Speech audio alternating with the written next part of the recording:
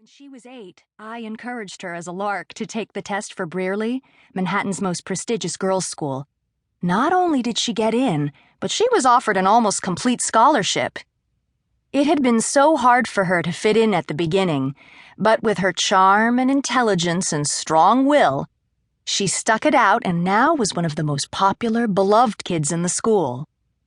I wasn't the only person who thought so either. At a classmate's birthday party, she'd wowed the mom of one of her friends so much with her love of art history that the gazillionaire socialite MoMA board member insisted on pulling some strings in order to get M into Brown. Not that M would need the help. I was practically going to have to get a home equity loan on our 2-bedroom apartment in order to pay for tonight's 120-person party at the Blue Note down in the village, but I didn't care. As a young single mom, I had practically grown up with M. She was my heart, and tonight was her night. "Mom," Emma said, coming over and shaking me back and forth by my shoulders. "Lift up your right hand and solemnly swear that this will be the last time you will puddle this evening. I agreed to this only because you promised me you'd be Nina Bloom, très chic, ultra-hip, cool mom. Hold it together." I raised my right hand. "I do so solemnly swear to be a très chic, ultra-hip, cool mom," I said.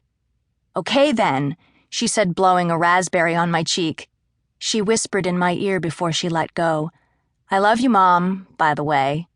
"Actually, Emma, that isn't the only thing," I said, walking over to the entertainment unit. I turned on the TV and the 10-ton VCR that I'd dragged out of the storage bin when I came home from work. "You have another present." I handed Emma the dusty black tape box that was on top of the VCR. "To Emma," it said on the index card taped to its cover. "From Dad." "What?" she said, her eyes suddenly about the size of manhole covers. "But I thought you said everything was lost in the fire when I was 3. All the tapes, all the pictures." "Your dad put this in the safety deposit box right before he went into the hospital for the last time," I said. "I know how badly you've been dying to know who your dad was. I wanted to give this to you so many times. But Kevin had said he wanted you to get it today. I thought it would be best to honor his wishes." I started out of the room. "No, Mom, where are you going? You have to stay and watch it with me." I shook my head as I handed her the remote. I patted her cheek. "This is between you and your dad," I said. "Hey, Em, it's me, Daddy," a deep, warm, Irish-accented voice said as I left. "If you're watching this, it must mean you're a big girl now. Happy sweet 16, Emma." I turned back as I was closing the door. Aidan Beck, the actor I'd hired and filmed with a vintage camcorder at the Hudson that afternoon, was smiling from the screen. "There are a few things I want you to know about me and about my life, Em," he said in his brogue. "First and foremost is that I love you."